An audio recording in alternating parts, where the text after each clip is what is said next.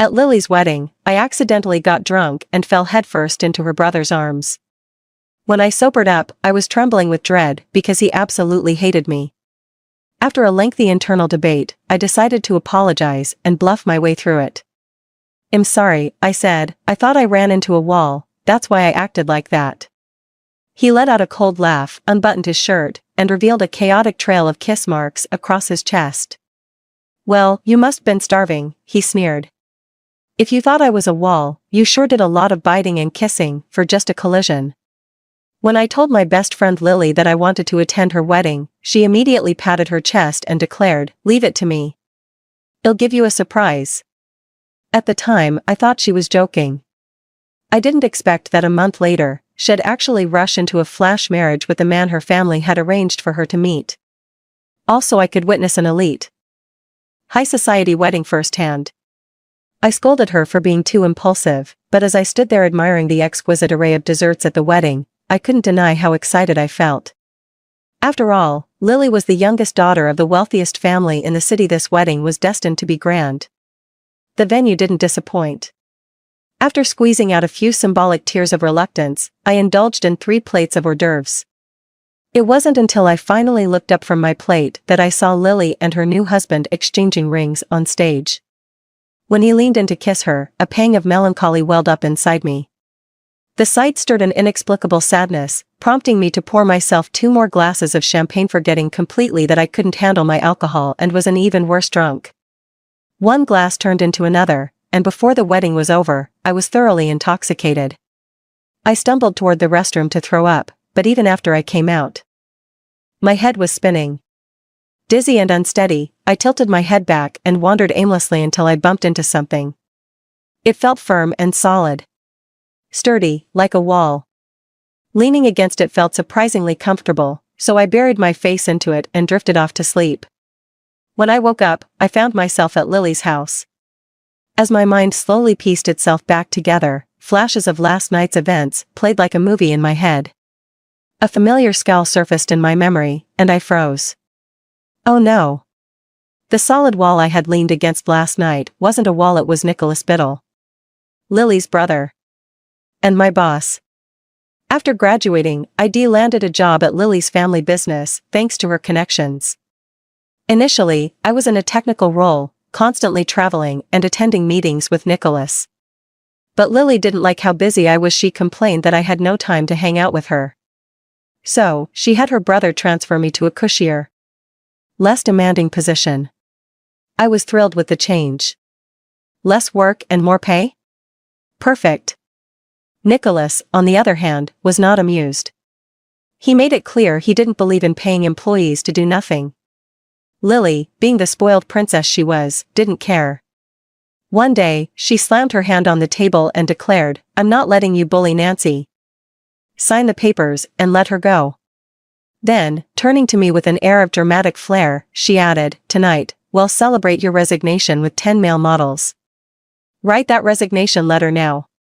Perhaps worried that his sister might actually go through with her wild threat, Nicholas snapped, "Don't you dare." "Oh, just watch me," Lily shot back defiantly. In the end, Nicholas grudgingly compromised. With an icy expression, he signed the transfer papers instead of my resignation. Since then, he hadn't looked at me with anything resembling kindness. Every time I visited Lily at her house, he'd be there, sitting nearby with a scowl, watching us like a hawk. His gaze made my skin crawl. It was like he was silently condemning me for being an unproductive freeloader. Not that I cared much. After all, I had Lily backing me up. Then there was that one time when Lily decided to address my perpetual single status. She told me it was time to settle down and start a family, and no amount of protesting on my part would change her mind. Under her relentless pressure, Nicholas begrudgingly handed over his friends' profiles, his expression a stormy shade of fury. The truth is, I'd been on my own for a long time. My parents passed away early, and I've spent most of my life fending for myself. I don't have many friends, but Lily has been my rock, the closest thing I have to family. To her, I'm more than just a friend. I'm a sister. And she knows me better than anyone. She knows how deeply I long for a complete family, one that could fill the void left by my parents' absence. It's something she's never stopped worrying about. Even more than I do myself. At first, Lily suggested that I marry her brother, keeping it all in the family. But as soon as she remembered Nicholas's attitude toward me, she scrapped the idea without hesitation. No way. Marrying him would be worse than marrying Joey. At least Joey likes you, she said. Joey was Lily's dog, and admittedly, he adored me. He'd always snuggle into my arms and refuse to leave. Cut it out. Joey's your baby, don't try to pawn him off on me. Jokes aside, Lily earnestly scoured her social circle for eligible bachelors. Among the carefully curated options, I picked the most handsome one and said I wanted to meet him. You've got good taste, Nancy, she exclaimed. This guy's the most handsome out of all my brother's friends.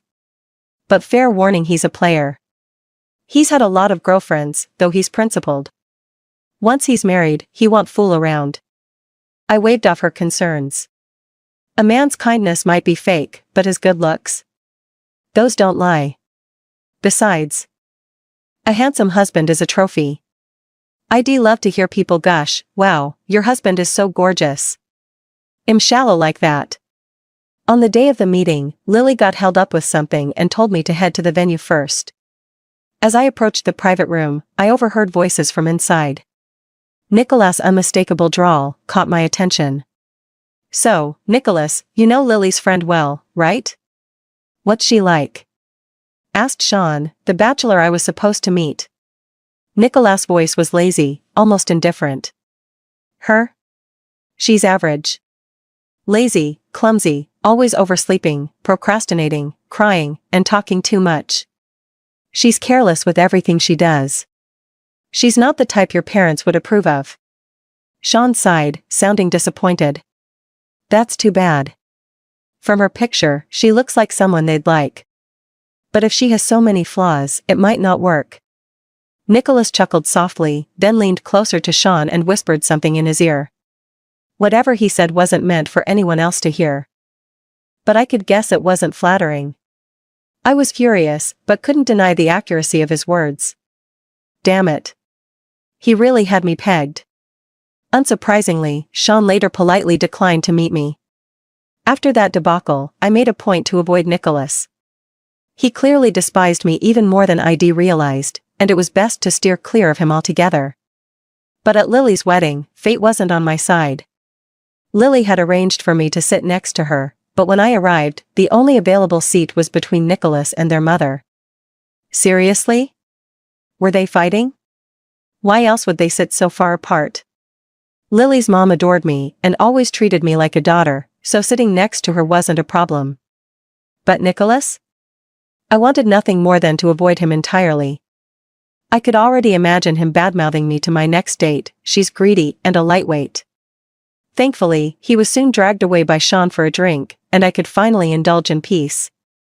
But no matter how hard I tried to stay out of trouble, disaster found me. I ended up drunk and of all places collapsed into Nicholas' arms.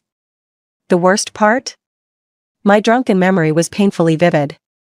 I clung to him like my life depended on it, refused to let go, and when he tried to push me away, I grabbed him tighter. Then, as if that wasn't bad enough, I kissed him.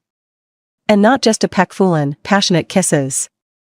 His lips had been soft, warm, and surprisingly pleasant. I'd even ripped his shirt apart and done unspeakable things. The real kicker? He didn't stop me. I snapped out of the memory, horrified, and quickly got dressed. I needed to escape from Nicholas' house before he confronted me. But as soon as I stepped outside, there he was, dressed for work, standing by his car. His expression was unnervingly calm, and to my shock, he even smiled at me. Heading to work? Let's go together. Great. 2 simple words, and had just told me 2 horror stories, together and work. I shivered, feeling a chill run down my spine. That smile of his was downright sinister. Lily once told me that her brother was extremely reserved, nearly 30, and still single, despite his wealth and looks. Plenty of women had thrown themselves at him, but had turned them all away. Yet here I was, not only throwing myself at him, but also kissing him and doing things. Humiliated, I kept my head down and said nothing, Nicholas, however, seemed in no hurry to leave. He leaned casually against his car, watching me with a look that made my skin crawl. After an internal battle, I gathered my courage and approached him. "I'm sorry," I muttered, scrambling to come up with an excuse. "I thought I ran into a wall." "That's why you know." He let out a cold laugh and began unbuttoning his shirt. I panicked, taking a step back. "Hey! If you're going to retaliate, this isn't the way to do it." He ignored me, opening his shirt halfway to reveal his chest. His toned muscles and sharp contours were stunning. Wait. Focus. The real point was the incriminating kiss marks and scratches covering his chest, evidence of my drunken rampage. "Looks like you were starving," he sneered. "You went to town on this wall." He stepped closer, his tone dropping to a low, commanding rumble. "So, how do you plan to compensate me?" "I'm sorry," I stammered, my mind going blank. What could I offer him? He didn't need money, and I had nothing else to give. "Sorry doesn't cut it, Nancy." Nicholas buttoned his shirt, his face suddenly serious. "I don't accept your apology." Feeling cornered, I gave up trying to defend myself. "Fine. What do you want me to do?" "Whatever it is, I'll do it." "Marry me." I gaped at him in shock, but he continued as if it were the most natural thing in the world. "Marry me, and help me fend off all the women chasing me." So that's what this was about, a fake marriage, to get rid of his admirers. "Why don't you just marry Chase? You met her yesterday, and she's perfect for you. Plus, your parents would love the alliance." Nicholas raised an eyebrow, gesturing to the marks on his chest with a faint smile. "With all this, do you think I'm clean enough to marry her? Who else but you could I marry?" Before I could argue, he dropped another bombshell. "And don't forget you said some very interesting things last night. I recorded them. If you refuse, I don't mind sharing them with the world." What did I say?" My voice wavered as cold sweat drenched my palms. He smirked, his eyes narrowing with amusement. "Oh, just some little secrets that might make you scream." Frantically, I replayed every embarrassing moment in my mind. No. No way. Whatever he had on me, it couldn't come out. Judging by his smug expression, I probably cursed him out in my drunken state. After all, I used to do that for fun when I was bored. Weighing my options, I reluctantly agreed to Nicholas' demand, marriage. By afternoon, we were already at the marriage registration office. He seemed particularly chipper once everything was finalized, smiling like a fool. Clearly, watching his sister get married must have triggered some urgency in him. He couldn't wait a second longer. And now, as a married man, he was probably delighted that people would stop gossiping about him. That evening, he suggested I move in with him. I immediately refused. Living together would only make things worse. He'd see firsthand how lazy, clumsy, and messy I was, and he'd likely kick me out in no time.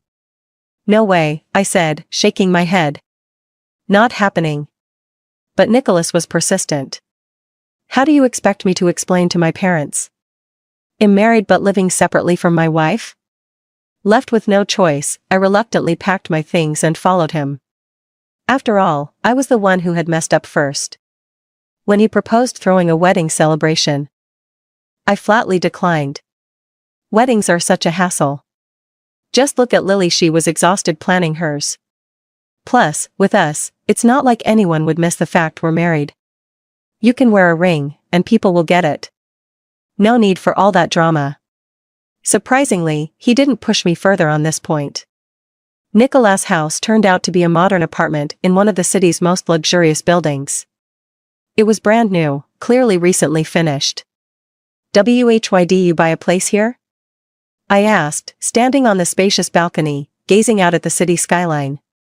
This was my dream apartment, the kind of place I'd always fantasized about. From the balcony, you could see the whole city, and on clear days, sunsets would bathe the space in golden light. But reality had confined such dreams to my imagination. For Nicholas, though, it was just a casual purchase. "I liked it, so I bought it," he replied nonchalantly. "Damn rich people.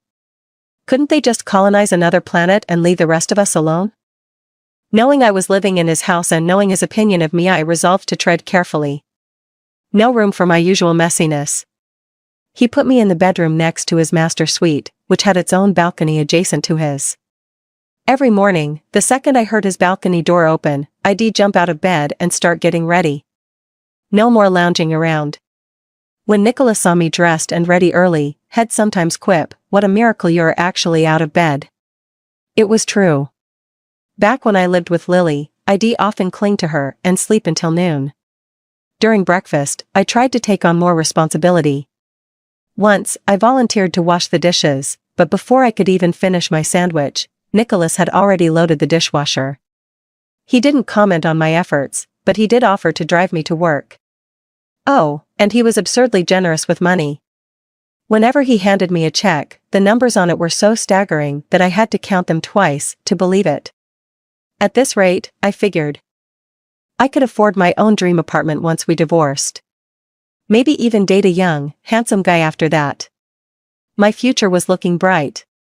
I was smiling to myself, lost in these thoughts, when Nicholas' voice jolted me back to reality. "What's so funny? You're practically drooling," he remarked. I turned my head to find him casually gripping the steering wheel with one hand, his fingers drumming lightly as he gave me a side glance. "Just thinking about handsome guys," I blurted without thinking. His face darkened instantly. I quickly backtracked. I was thinking about the advertising project I need to work on. Wondering what type of spokesperson we should get." "Not a man," he said coldly. "But it's a men's underwear ad." "Switched to 3 new projects after this one," he interrupted sharply. "Now, get out." The rest of my day at the office was overshadowed by Nicholas' scowl. I couldn't shake the tension, and as much as I tried to focus, his icy expression haunted me. It was unnerving, to say the least. Over the next few days, I started spending more time at Lily's house after work. Lily wasn't particularly close to her new husband, Mike, and their lack of connection left her bored and constantly begging for my company. Mike, the son of one of Lily's father's old friends, was tall, handsome, and extremely quiet. Whenever I visited, he was either playing with the cat or walking the dog, moving through life as if he and Lily belonged to entirely different worlds. For someone as talkative as Lily, being around him drove her to the brink of madness. She even complained she couldn't muster the energy to argue with him. When Lily found out about my whirlwind marriage to Nicholas, she wasted no time confronting him. "If you dare treat Nancy poorly, I'll make you pay for it," she declared. "Nicholas, I've always thought of you as my brother, but now you've stolen my best friend. Nicholas, you know I've never had many friends growing up. You can't just take Nancy away from me." Lily pointed at him with dramatic indignation, looking as if he'd broken her heart. Nicholas let her rant, his expression patient, and nodded along as if agreeing to all her demands. But at the very end, he calmly uttered just 2 words, "Not returning." Despite her theatrics, my relationship with Lily stayed the same. We'd still lounge on her couch, chatting and gossiping like old times. As night fell, our conversations inevitably shifted back to our personal lives. Lily fiddled with a strand of her hair, her tone turning serious. "So, how's my brother treating you? Is he giving you a hard time?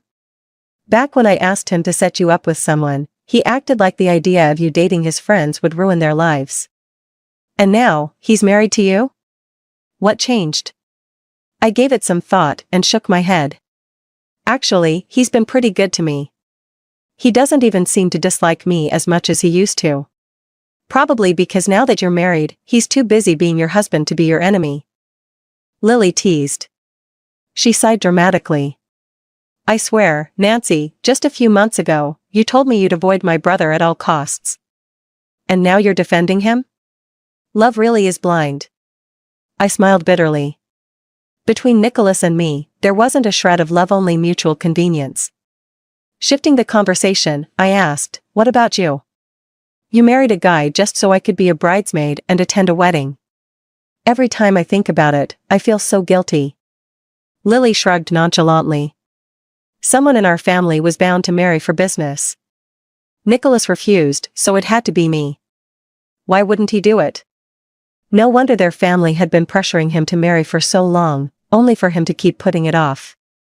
Because he's got someone in his heart, Lily replied matter-of-factly. That's just how he is. Once he sets his mind on something, no one can change it. Besides, it doesn't matter to me. Marrying anyone would have been the same. She smiled at me. A mix of resignation and indifference. Just as I was about to offer her some words of comfort, Mike's voice called out behind me. Nancy, Nico's outside waiting for you. Mike's expression was far from friendly. With visible annoyance, he added, you should head home, it's already dark. Lily and I exchanged confused glances. I lowered my voice to a whisper. How does he know I'm here? I told him I was out with coworkers. Lily tilted her head, her gaze shifting toward Mike, who suddenly looked away, avoiding eye contact with an almost guilty expression. After picking me up, Nicholas said nothing, driving home at a leisurely pace. I leaned my head against my hand, gazing absent-mindedly out the window. My thoughts wandered to the person he supposedly liked. Who could it be? I wanted to ask outright but held back, feeling it was too personal to pry. My curiosity simmered quietly. But I didn't have to wait long for an answer. The next day at work, just as I was about to sneak in a quick nap, a sudden commotion jolted me awake. Mr. Biddle is on a rampage in the conference room. Someone shouted. He's been yelling for half an hour, not a single repeated word, and not a single curse. Who messed up so badly? He hasn't been this angry in ages. That man's arguments are bulletproof. If you argue with him, you're dead. Let's go. We have to see this. At the mention of a spectacle, my drowsiness vanished. I had never seen Nicholas lose his temper before, and I was morbidly curious. I joined my coworkers, sneaking along to the meeting room to watch. When we arrived, Nicholas was mid-rant. He slammed a stack of documents onto the table, scattering papers everywhere. I instinctively shrank back. His secretary, Annie, rushed over, shooting a glance at us onlookers, before entering the room. She quickly gathered the fallen papers and whispered something in his ear. Nicholas paused, his sharp gaze briefly scanning the room. My colleagues and I ducked out of sight, holding our breath. After Annie finished speaking, Nicholas' demeanor shifted. He touched his nose awkwardly, a faint smile tugging at his lips. The ferocity from moments ago melted away, replaced by a gentler expression. My sixth sense immediately kicked in. There was something different about how he felt toward her. Annie really is something, one coworker whispered. No one else can handle Mr. Biddle like that. Of course. She's been by his side for years. With his ridiculously high standards, only someone as competent as Annie could stay. You think he's waiting for her? His sister's already married, but he hasn't tied the knot yet. Wait, Mr. Biddle isn't married? Another asked. But I saw a wedding ring on his finger. Probably just for appearances. If he got married, it wouldn't be this quiet. Remember the spectacle his sister's wedding caused? There's no way he'd be low-key. Exactly. Wearing a ring doesn't mean anything. Look at Nancy, she's wearing one and she's single. Still. Mr. Biddle and Annie look perfect together. Such a stunning pair. Did you know it's Annie's birthday today? I delivered a file this morning and saw a gift box on Mr. Biddle's desk. It looked like it might be a necklace. As my coworkers gossiped, I couldn't help but glance back into the room. They were right, Nicholas and Annie did look good together. A pang of guilt stabbed through me. What if my drunken mistake was the reason he couldn't be with the person he truly cared about? Before the end of the workday, Nicholas texted me, I have something to take care of tonight. Don't wait for me, go home first.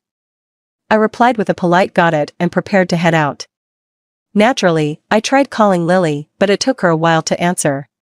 When she finally picked up, her voice sounded rushed. Nancy, I'm busy tonight. Before I could respond, I caught the faint sound of heavy breathing on her end, followed by Mike's low, raspy voice tinged with frustration, focus.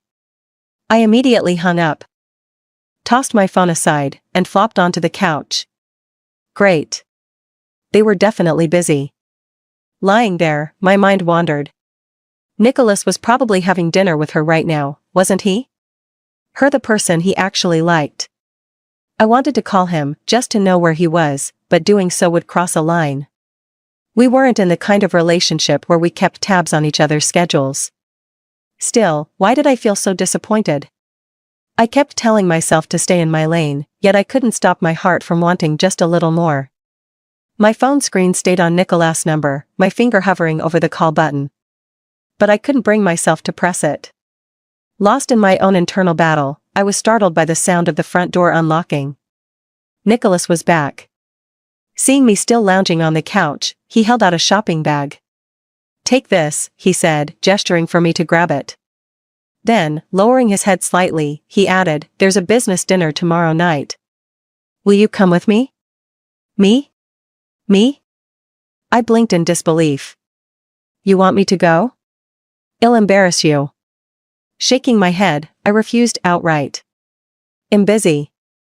Nicholas frowned. "Busy? Let me guess you're going to see Lily again?" "No," I hesitated before blurting, "Why don't you take Annie instead?" His sharp eyes narrowed as he leaned casually against the wall, crossing his arms. A sly grin crept onto his face. "Why should I? It's not during work hours. If I take her, I'd have to pay her double for overtime. That's a waste." "I'm taking you." I rolled my eyes blatantly this time. Typical capitalist. "Why don't I count as overtime? Besides," he continued lazily, "it's a family event. And you're my family." Before I could argue, he pushed the shopping bag into my hands. "Try on the dress," he instructed. I spent a long time picking it out, and the size should fit. "You know my size?" I asked, peering down at the elegant dress inside. The question slipped out thoughtlessly, my focus still on the garment. Before I realized it, he had stepped closer. His gaze sparkling with mischief. Leaning down, he ruffled my hair and smirked.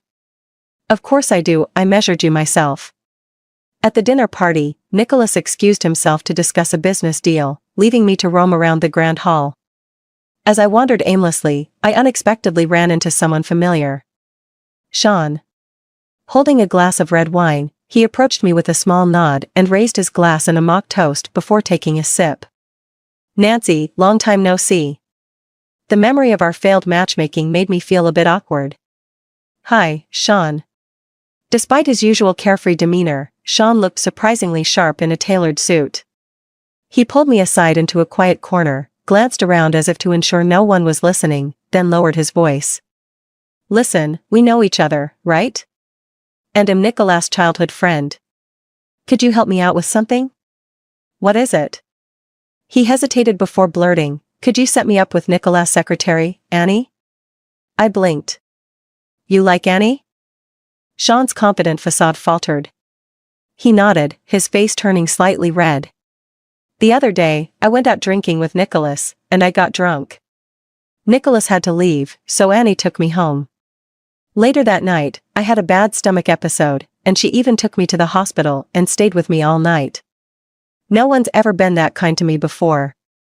He sighed, looking genuinely smitten. "But when I asked for her number, she wouldn't give it to me. I can't ask Nicholas, it's too awkward. Please, Nancy, help me out." I froze. Nicholas also liked Annie. So what now? Should the two of them duke it out?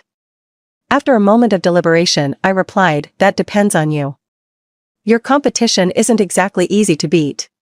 Sean grabbed my arm, shaking it with urgency. "What?" I checked, she's single. Is there someone else she likes? With a heavy heart, I nodded. His shoulders slumped as he murmured to himself, "Why can't that person be me?" I was about to offer some comforting words when a familiar voice rang out from behind us. "Sweetheart. There you are. I've been looking all over for you." I turned to see Nicholas striding toward us, his voice loud enough to draw attention. His sudden outburst had turned quite a few heads in our direction. He reached me and casually draped an arm around my shoulders, pulling me closer to him. Blushing furiously, I shot him a glare and hissed through gritted teeth, "Stop calling me sweetheart." Nicholas ignored me completely, throwing a sharp glance at Sean before steering me toward the exit. As we stepped outside into the crisp night air, he slipped off his suit jacket and draped it over my shoulders. The scent of his cologne mingled with the faint aroma of red wine, enveloping me as he walked ahead, blocking the biting autumn wind. I stared at his broad back as he strode forward with purpose, shielding me from the chill. For some reason, in that moment, I felt a pang of sympathy for Sean and his earlier look of quiet despair. That night, I couldn't sleep. Lying in bed, my mind spiraled into chaotic thoughts, especially about whether I should help Sean. I tried calling Lily for advice, but she didn't pick up. Just as I hung up to redial, a sudden shout echoed from outside my room. I sat up quickly. What was that noise? It sounded like Nicholas.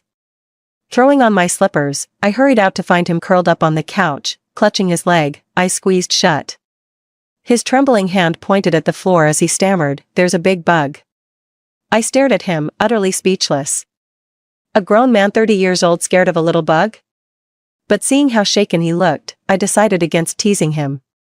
I grabbed some tissues, scooped up the offending insect, and flushed it down the toilet. Returning triumphantly, I brushed my hands off and smirked. "And you call me scared? Looks like you're the coward here." Nicholas, now back to his usual self, raised an eyebrow and feigned ignorance. "What are you talking about?" He really didn't remember? "You told Sean I was scared, back when you sabotaged our blind date," I said. "You heard that?" "Of course I did. And I have to say, that was completely unfair. Sure, I got the job thanks to Lily, but did you really have to ruin my chances like that? You messed up my love life for no reason." Leaning lazily against the couch, Nicholas shrugged. "He wasn't interested in you." I glared at him, unconvinced. He sighed and continued, "Sean's just looking for someone to please his parents. His family's notoriously strict, and he only agreed to date you because you fit their criteria. I didn't want you stuck in a marriage like that." "Why does that matter?" "I wouldn't have cared. It's not like you like me, yet we still ended up married," I retorted. Nicholas tilted his head, leaning closer with a sly smile tugging at his lips. "Who says I don't like you?" I froze. The conversation had veered dangerously off course. Trying to end it, I feigned a yawn. "All right, enough. Let's just go to bed." But Nicholas wasn't letting it go. He stepped in front of me, blocking my path. His tone turned serious. "You're avoiding the question. Nancy, do you really not see it?" "See what?" "That you've misunderstood my feelings," he said, his voice unsteady. He grasped my arms lightly, his fingers trembling. "I like you." I blinked, stunned. "Are you drunk? Or maybe still traumatized from the bug?" "I don't look anything like Annie, you know." His face faltered, but he repeated firmly, "Nancy, I like you. And I don't know why you're bringing up my secretary, but there's no one else. It's just you. It's always been you." His words hit me like a hammer, cracking open a long-buried part of my heart. Light seeped into the space I'd kept shut for so long. Lately, I'd been replaying that drunken night in my mind, the fragments of things I might said to him. I couldn't be sure. But I had a vague memory of confessing to him. I always dismissed it as a dream, because if I'd told him how I felt, he would have avoided me at all costs. How could he marry someone who had feelings for him? It would have ruined everything. But now that we were here, I couldn't stop myself from asking, "What did I say to you that night?" Nicholas leaned closer, his eyes narrowing with playful intensity. "You really don't remember?" I shook my head. He sighed, almost exasperated. "You told me you liked me, and asked if I felt the same." What did you say?" His gaze softened, and he smiled faintly, his voice carrying a hint of vulnerability. "I said I liked you too. But then you kicked me off the bed. I wasn't sure if you were drunk or just dreaming, so I didn't know if you meant it." He paused, his expression growing more earnest. "Lily always kept me at arm's length from you. I could never even talk to you properly. But when you confessed, even if you didn't remember, I thought, maybe it was time to try.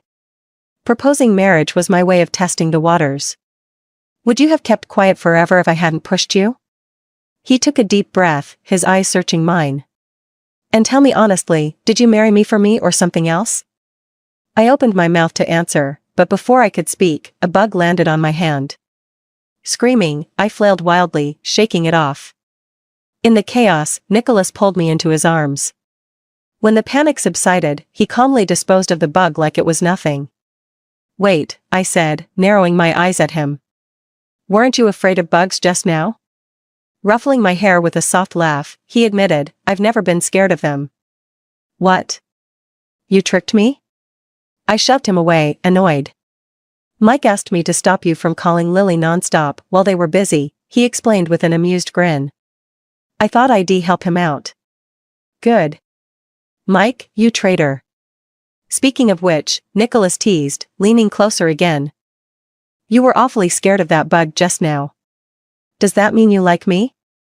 "Stop talking," I snapped, shoving his face away with mock irritation. "No more words from you, love-struck idiot." That night, as I prepared for bed, Nicholas insisted that we sleep together. He claimed the house was crawling with bugs, and he couldn't risk sleeping alone. "Wait a minute," I protested. "Doesn't sleeping with me mean there will still be bugs?" "I don't care," he said with a straight face. "You scratched me so badly last time, you owe me compensation." Before I could argue, he swiftly pulled off his shirt. Panicking, I turned to flee, but he caught me effortlessly and pulled me into his arms, my face pressed against his bare chest. I had no choice but to confront the evidence of my drunken mischief. The kiss marks and scratches I'd left on him were still visible, faint but undeniable. "So," I asked weakly, "how exactly do you want me to compensate you?" "I'm not sure," he murmured, his voice low and raspy.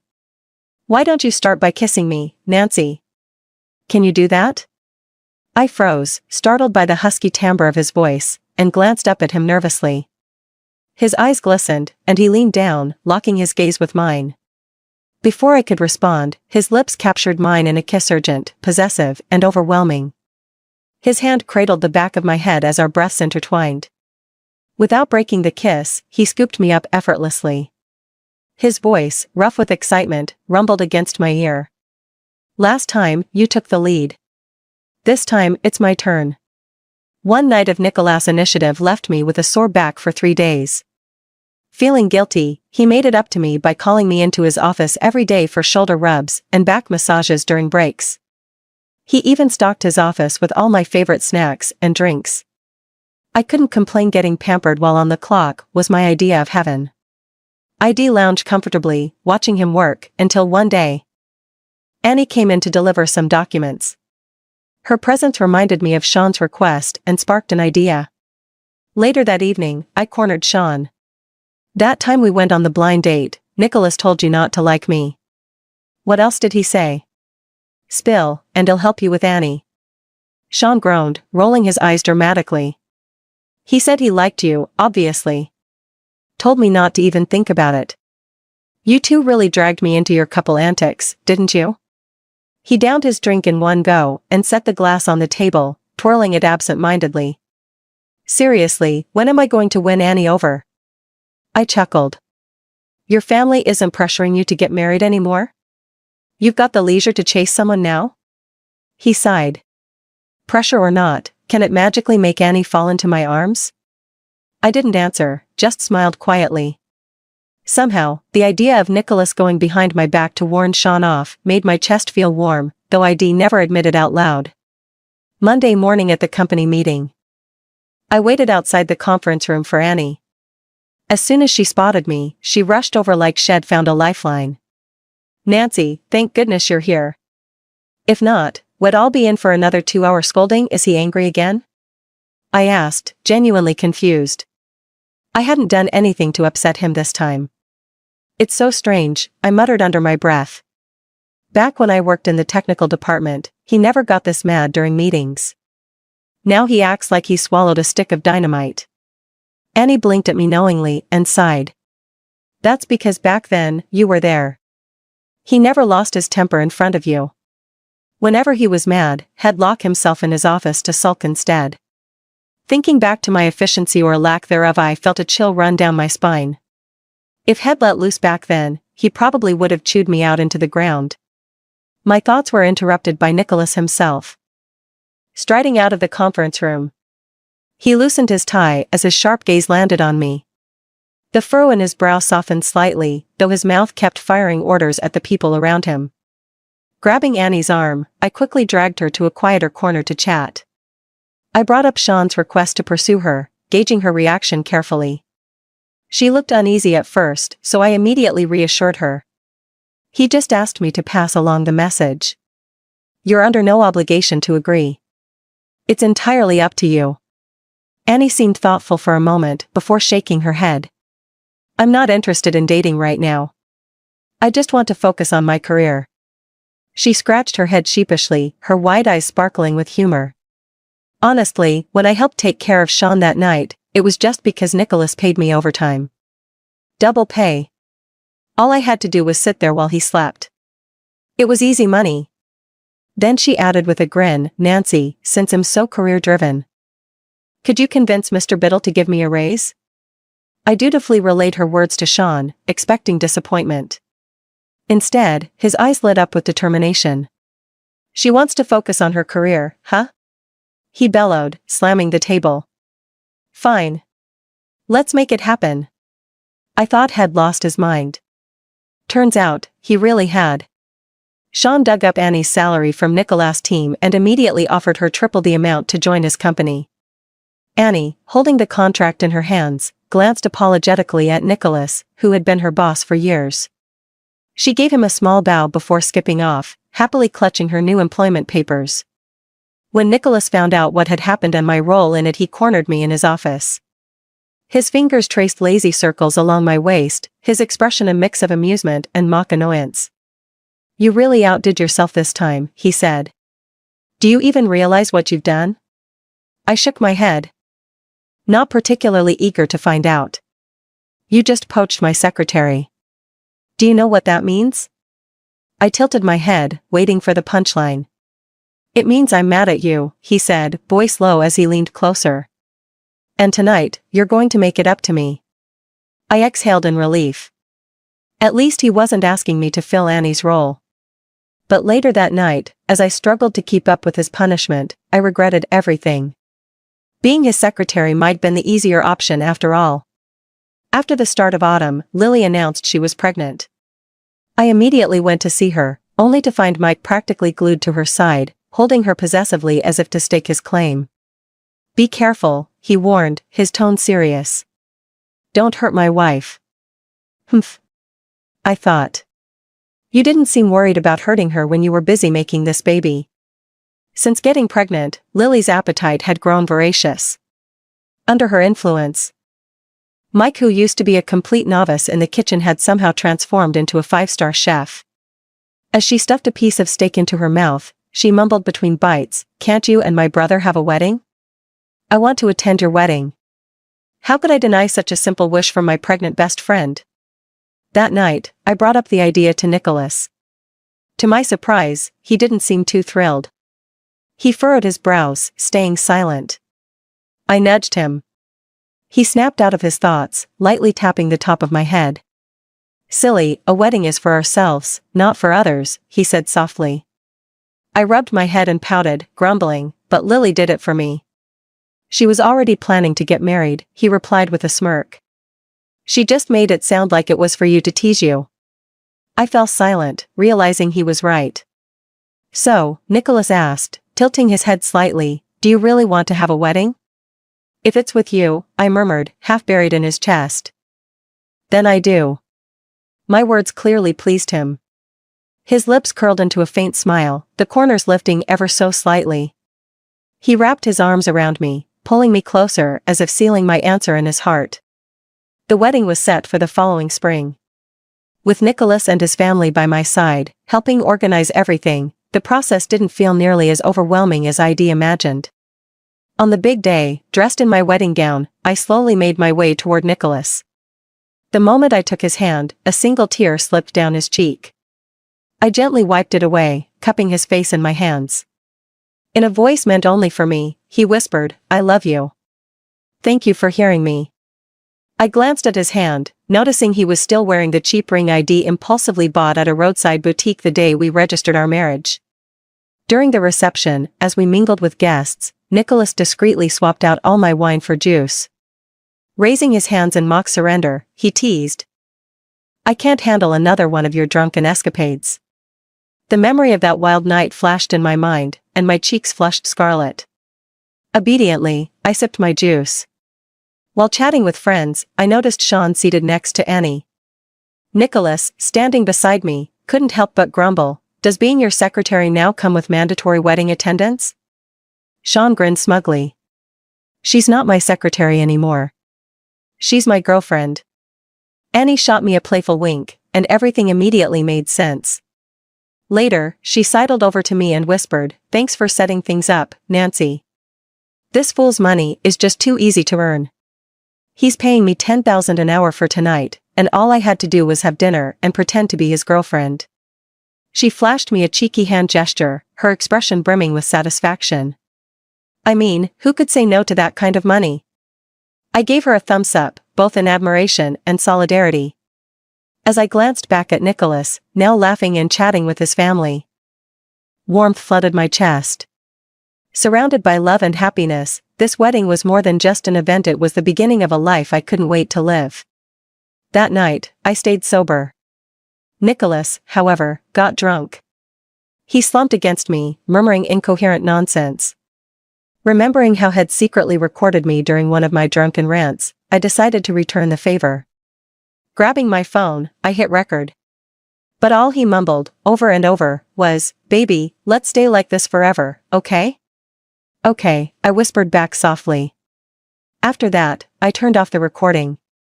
Then, with complete clarity, I tore open his shirt, kissed him fiercely, and left my own marks on him. The end.